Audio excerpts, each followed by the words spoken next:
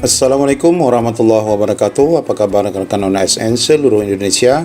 Berikut kita akan sampaikan pengumuman resmi BKN berkaitan dengan jumlah honorer yang akhirnya fix 100% akan mendapatkan NIP, baik itu NIP part-time maupun full-time. Dan beberapa informasi penting lainnya yang patut diketahui. Bagaimana info lengkapnya, ikuti video ini sampai selesai.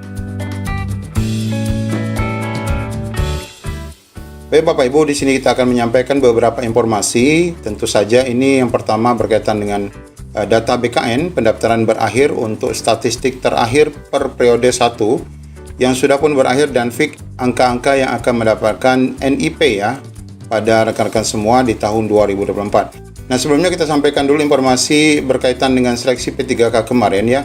Kasus seleksi P3K 2024 di mana di sini adanya kecerdikan dinas ya. Soal surat keterangan kerja honorer yang dinyatakan fiktif. Ini ada beberapa kejadian di beberapa daerah yang tentunya ini sangat disayangkan sekali. Ya, kejadian pertama di Muko-Muko, muncul lagi masalah yang berkaitan dengan tahapan seleksi administrasi. Di Kabupaten Muko-Muko, Provinsi Bengkulu, ada tenaga honorer di salah satu dinas yang lulus seleksi administrasi P3K 2024. Padahal yang bersangkutan sebenarnya sudah putus kontrak sejak tahun 2022. BKD Muko-Muko mengakui kecolongan ya karena ada honorer yang sudah putus kontrak tahun 2022 tetapi bisa mendaftar pada P3K dan lulus administrasi. Nah, tentunya kejadian ini bukan hanya di Provinsi Bengkulu ya atau di Muko-Muko, ada juga beberapa kejadian lain. Memang ada honorer yang sudah tidak aktif lagi dan putus kontrak oleh dinas terkait tahun 2022 yang protes ke BKD untuk bisa ikut P3K. Nah, ini Bapak Ibu, sebenarnya mereka protes ini karena hasil RDPU terakhir dengan Komisi 2 itu memang diizinkan ya dari hasil keputusan Raker. Tetapi keputusan Raker itu tidak disetujui oleh Pan-RB dan BKN. Nah, saat itu BKD tidak menyetujui dan disampaikan tidak bisa. Nah, atas kejadian ini maka ditegaskan honorer tersebut tetap tidak bisa mengikuti seleksi P3K.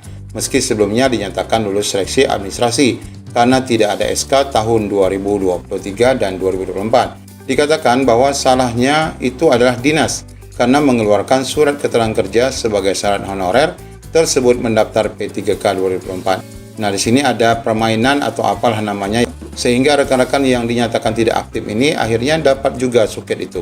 Cerdiknya dinas itu mengeluarkan suket sampai tahun 2022 sebagai persyaratan.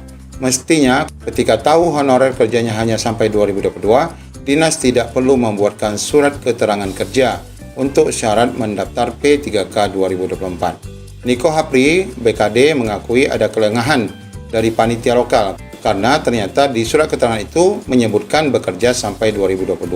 Jadi sebenarnya suketnya juga sudah benar ya, tapi kelengahan dari atau kelalaian dari pihak panitia yang tidak melihat keaktifan surat yang ternyata sampai tahun 2022 dan tidak menyebutkan 2024. Nah, ini sangat aib sekali. Informasi lain Bapak Ibu, berkenaan dengan berakhirnya pendaftaran P3K tahap 1 ini. Nah, ini pernyataan Menpan RB terkait pendaftaran 2024 tahap 2. Honorer juga wajib tahu ya.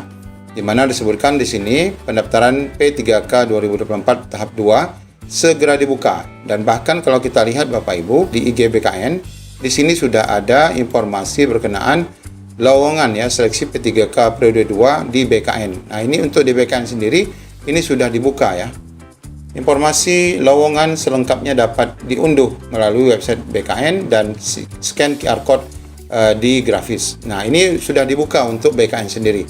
Meskipun secara resmi nanti ini akan dimulai serentak di tanggal 17 November. Menteri Pan-RB Ibu Rini memastikan komitmen pemerintah untuk menuntaskan masalah honorer. Penyelesaian masalah honorer hingga akhir tahun ini menjadi salah satu prioritas kami. Nah, ini artinya rekan-rekan yang belum lulus ataupun yang mungkin belum mendapatkan formasi nanti di tahap 2 ini akan diselesaikan. Tapi bagaimana mekanismenya? Saat ini lanjutnya pelaksanaan rekrutmen tahap 1 sementara berjalan dan sudah selesai. Pada tahap 1 kemarin sudah kita ketahui ada 4 kategori yang dapat melamar. Sedangkan untuk tahap 2 nanti mereka adalah yang tidak terdaftar di database BKN tahun 2022 dan aktif minimal 2 tahun termasuk guru PPG Prajabatan. Rencananya ini akan dibuka 17 November 2024. Untuk tahap 2 ini diperuntukkan bagi pelamar non-ASN yang aktif bekerja, kemudian PPG Prajabatan yang dapat mendaftar. Bahkan di informasi lain juga disampaikan di sini, BKN resmi umumkan jadwal pendaftaran P3K 2024 tahap kedua.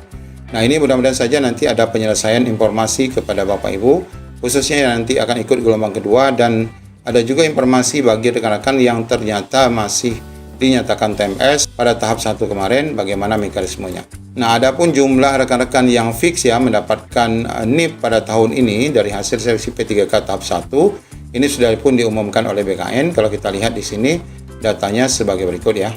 Tenaga guru itu adalah 240.012 orang yang dinyatakan mendapatkan NIP ya, karena sisanya 9.332 dinyatakan TMS.